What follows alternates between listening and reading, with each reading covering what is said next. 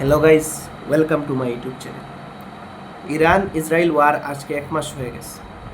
আমি এর আগে অনেকটা ভিডিও দিয়ে আপনাদের আপডেট দিয়েছিলাম, কিন্তু আজকের ভিডিও এটা জানাবো যে ইরানের কোন অবজেক্টিভ নিয়ে ইরান এখানে খাড়া আছে এবং ইসরায়েল কোন অবজেক্টিভ নিয়ে, আমেরিকা কোন অবজেক্টিভ নিয়ে মিডল ইস্টে ওয়ার করতেছে। প্রথমত হলো যে ইসরায়েলের যে অবজেক্টিভ এটা রিলিজিয়াস অবজেক্টিভ এবং ইরানের অবজেক্টিভ এটাও তাদের যে উদ্দেশ্যে তারা যুদ্ধ আসে রিলিজিয়াস। কিন্তু আমেরিকা তারা প্রফিটেবল হিসেবে এখানে আসছে। আমেরিকার তেল লাগবে, ওয়ার্ল্ডের 40% তেল রিজার্ভ ইরানের কাছে। America Donald Trump openly post করে বলেন যে উনি চান ইরানের যে তেলগুলো ওনাদের হয়েছে, তো তারা পুরো পৃথিবীর তেল আমেরিকার লাগে। তাদের মেন্টালিটি এবং ডমিনেন্স ওয়ার্ল্ডে এখন ওয়ার্ল্ড মাল্টিপুলার প্রায় এখন নয়, কারণ ওয়ার্ল্ডে যদি আরও 2-3টা সুপার পাওয়ার ওদের মতো রইত তারা এভাবে দাদাগিরি করতে পারত। কিন্তু ইসরায়েলের কি অবজেক্টিভ এখানে আছে? ইসরায়েলের অবজেক্টিভ হলো যে ইসরায়েল চায় এখানে একটা গ্রেটার ইসরায়েল বানাবে। এই গ্রেটার ইসরায়েল এলাকার দিকে আপনি যদি দেখেন যে সৌদি আরবের সোমালিয়া কতটুকু এলাকা, টার্কির কতটুকু এলাকা, ইজিপ্টের কতটুকু এলাকা, সিরিয়ার কতটুকু এলাকা, এরপরে লেবাননে কতটুকু এলাকা। তো আমেরিকা যখন ইরানের মধ্যে অ্যাটাক করে, ইসরায়েল এই অ্যাটাকের মধ্যে ছিল, কিন্তু ইসরায়েল সাথে সাথে গ্রাউন্ডলি সেই ওয়ারটি লেবানন দিকে চলিয়ে দেয়। কিন্তু এখন পর্যন্ত রিপোর্ট যে লেবাননের মধ্যে 1,000-এর উপর মানুষ মারা গেছে। এই লেবাননের মধ্যে ইসরায়েলের এই কথা হলো যে এই লেবাননের অর্ধেক সে নিয়ে নেবে এবং সেখানে একটা গ্রেটার ইসরায়েল বানাবে। এবং তাদের রিলিজিয়াস স্ক্রিপচার যদি দেখেন, তাদের রিলিজিয়াস মতে একজন ওনাদেরকে বলা হয়েছিল যে একজন মাসিহা ওনাকে দেওয়া হবে। এই মাসিহা এরপরে দেওয়া হয়েছিল যাদেরকে ইসলামিক রিলিজন, যাদেরকে জিসাস, ঈসা আলাইহিস সালাম বলে, জিসাসকে মানে। কিন্তু এই মাসিহা তারা মনে করে যে আবার মসজিদুল আকসা, যেটা ইসলাম মুসলমান সবচেয়ে পবিত্র জায়গা মানে জেরুজালেম, এই তিনও ধর্মের পবিত্র জায়গা। কারণ জেরুজালেম যে মসজিদুল আকসা বলা হয়, এই মসজিদুল আকসার এক সাইডে এখনও ইসরায়েলে যারা জুস মানুষ আছে সেখানে তারা ওয়াল একটা আছে, এই ওয়ালের মধ্যে এখনও গিয়া তারা সে প্রার্থনা করে তাদের মাসিহার জন্য।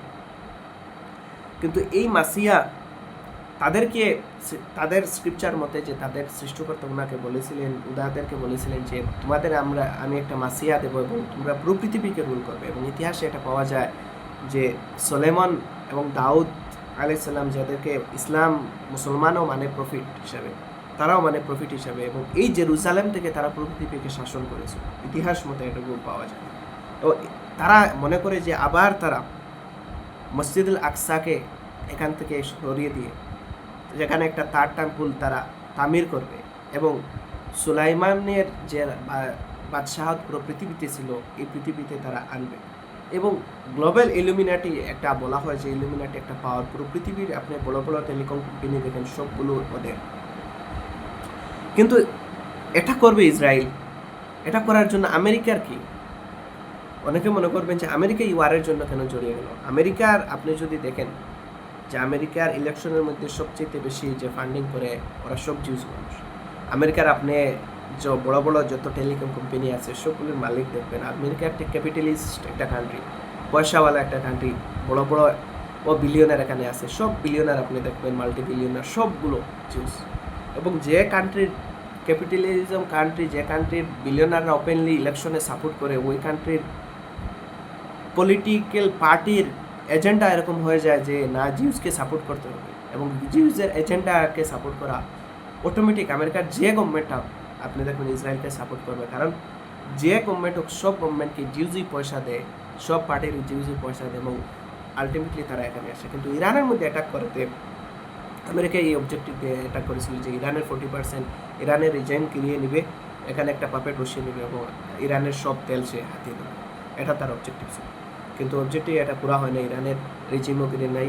ইরানের তারা মার্সের টপ লিডারশিপ এবং 40 জন মানুষ প্রথমেই মেরে ফেলেছে, কিন্তু একজন মানুষ এখনও পর্যন্ত তারা সারেন্ডার করে নেয়। স্ট্রেট অফ হরমুজ তারা ব্লকেট করে নিয়েছে। পুরো পৃথিবীর ইকোনমির মধ্যে তারা এভাবে পুরো পাকড় ধরে নিয়েছে এবং পুরো পৃথিবী এখন চায় যে ওয়ারটা সিজফায়ার হয়ে যাবে। যেগুলো কান্ট্রি এনার্জি সিকিউরিটি লাগে দ্বিতীয় কান্ট্রির উপর ভরসা করে এবং তারা ইন্ডিপেন্ড না নিজের কান্ট্রির উপর, তারা সবাই চাইতেছে এই ওয়ারটা বন্ধ হয়ে যাক। আমাদের ভারত বলেন, এরকম সব কান্ট্রি চায় যে না, বাংলাদেশ বলেন, এদের সব সাউথ এশিয়ার সব কান্ট্রি চায় যে ওয়ারটা বন্ধ হয়ে যায়। সবে ডিপ্লোমেসি দিয়ে চাইতেছে যে এই ওয়ারটা বন্ধ হয়ে যাক। কিন্তু আপনি বলবেন যে ইসরায়েল কেন ইরানে অ্যাটাক করে নিল? ইসরায়েলের যে গ্রেটার ইসরায়েল যেটা ম্যাপ তারা দেয়, এই ম্যাপের মধ্যে ইরানের সীমা তো আসে না। এখানে কথা হলো যে ইসলামিক রিলিজিয়াস মতে একজন মাসিয়া ইসলামের মধ্যেও আসবেন, ওনাকে বলা হয় ইমাম মেহেদি। ইমাম মেহেদি যখন আসবেন, ইরান এটা মনে করে যে ইমাম মেহেদি যখন আসবেন উনি ওনার কাজ করবেন, কিন্তু আমরা যতক্ষণ আসি ইমাম মেহেদির কাজ আমরা চালিয়ে যাব। এবং ইসরায়েলের আইডিওলজি যেটা, যে তারা এখানে থার্ড টেম্পল বানাবে, গ্রেটার ইসরায়েল বানাবে, এবং ইরানের যে আইডিওলজি দুইটা অপোজিট একটা কন্ট্রাডিং করে। এবং মিডিল ইস্টের মধ্যে একমাত্র ইরান, যে ইরান যদি ইসরায়েল গ্রেটার ইসরায়েল বানাতে পারে, যে কাউন্টার মারতে পারবে, ইসরায়েলের সাথে সে খাড়া হইতে পারবে, সেই জন্য ইসরায়েল চায় আমেরিকা দিয়ে ইরানকে একবারে নিঃস্ব করিয়ে নেওয়া, তারপর সে এখানে গ্রেটার ইসরায়েল বানায়। কিন্তু এই রিলিজিয়াস অবজেক্টিভের মধ্যে আপনি যদি ভালো করে দেখেন, একটা জিনিস দেখবেন যে না, হিউম্যানিটির কোনো অবস্থান নাই এখন পৃথিবীতে। এখন শুধু আকলা মানুষ কতজন মরছে, এই আঁকড়া থেকে বেশি আপনি নিউজ চ্যানেল যদি বুঝিয়ে দেখেন, বেশিরভাগ দেখবেন যে কে কোন হাতিয়ার ব্যবহার করতেছে, কোন দেশ কোন হাতিয়ার বেরোচ্ছে, এতজন মানুষ মেরে ফেলেছে, লেবাননে 1000 মানুষ মরে গেছে, ইরানে 2000 মানুষ মরে গেছে, ইরানের মধ্যে 190 জন স্টুডেন্ট মরে গেছে। কিন্তু মানুষের জীবনের ভ্যালু এখন পৃথিবীতে শেষ হয়ে গেছে। যখন সেকেন্ড ওয়ার্ল্ড ওয়ার হয়েছিল, ইউএনকে গঠন করা হয়েছিল, রাষ্ট্রসংঘকে, মনে করা হয়েছিল পৃথিবীতে হিউম্যানিটিকে আবার ধরে রাখা হবে ইউএন এটা। কিন্তু আজ এটা বাস্তবতা হলো যে ইউএন শুধু স্টেটমেন্ট দেয় এবং পুরো পৃথিবীর কেউ স্টেটমেন্টকে মানে না। এটা বাস্তবতা। এবং পৃথিবীতে এখন যেভাবে চলতেছে এই ওয়ারগুলো, এখন শুধু ওয়ারের মধ্যে হাতিয়ারের বেশি নিউজ চ্যানেলে আসে, মানুষের আঁকড়া আসেই না। মানুষের জীবন কীভাবে হতেছে, পুরো পৃথিবীর মানুষের প্যাকেট থেকে পুরো পৃথিবীর মানুষ এই ওয়ারে চুকাইতে হবে। কারণ এখন বর্তমানে ক্রুড অয়েলের দাম কত গেছে, $115 চলে গেছে পুরো পৃথিবীতে গ্লোবালি।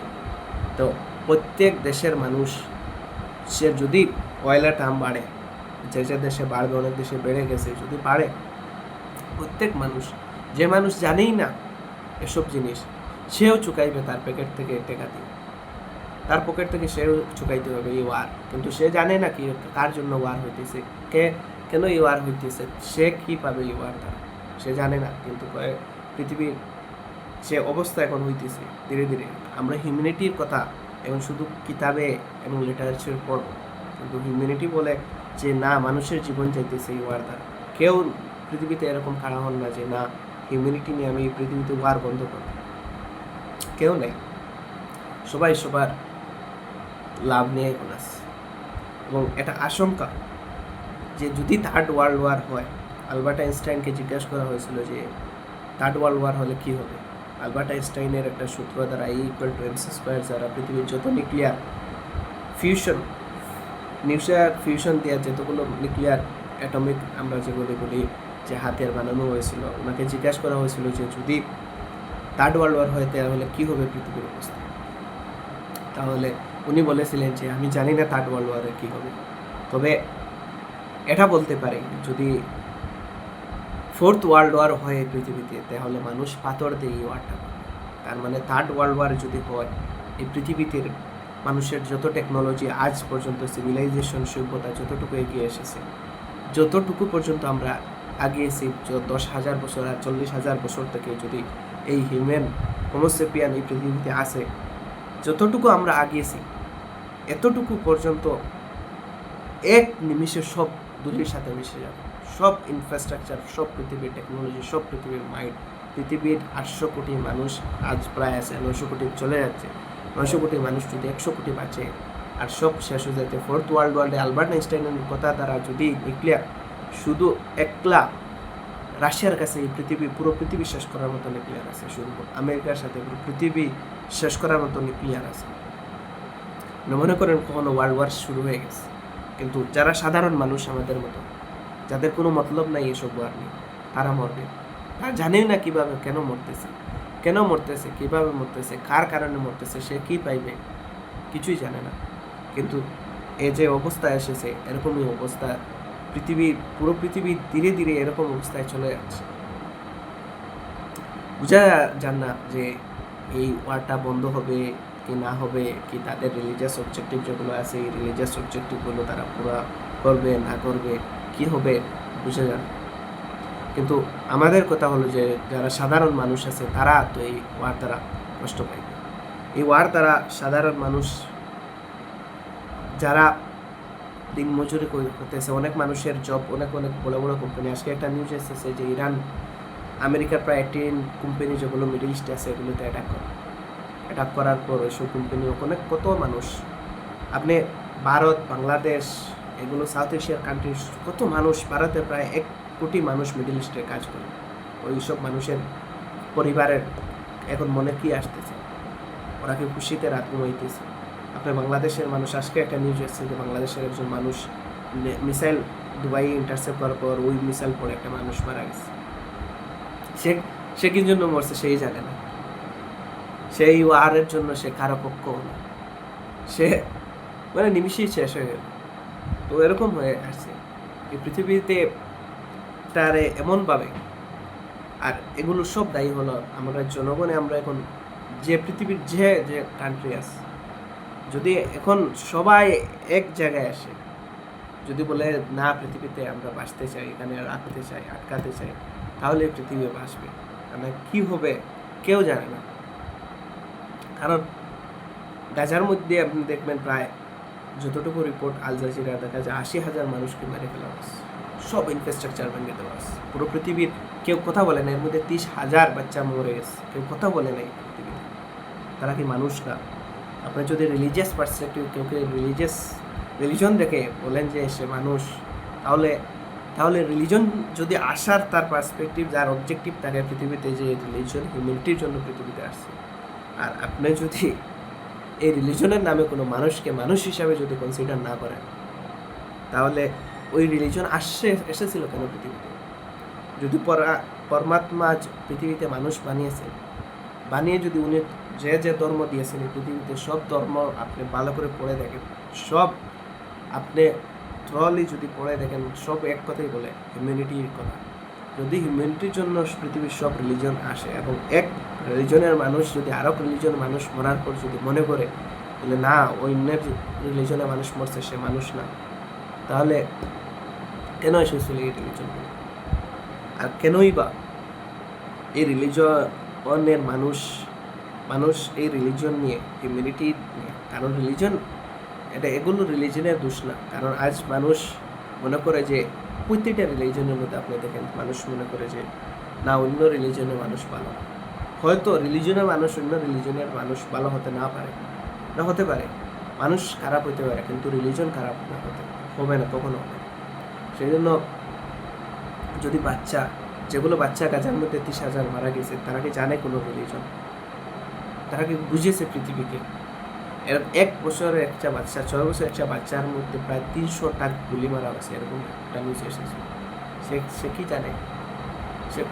সে কি বুঝবে এই পৃথিবী কেন তাকে মারা হয়েছে, কার নামে তাকে মারা হয়েছে? সেই জন্য এই ভিডিওর অবজেক্টিভ নিয়ে কথা বলতে ভিডিওর কথাগুলো অনেক বেশি হয়ে গেছে, কিন্তু কথাগুলো না বললে না, কারণ এখন সময় এরকম চলে আসছে। আসি, ভালো থাকবে।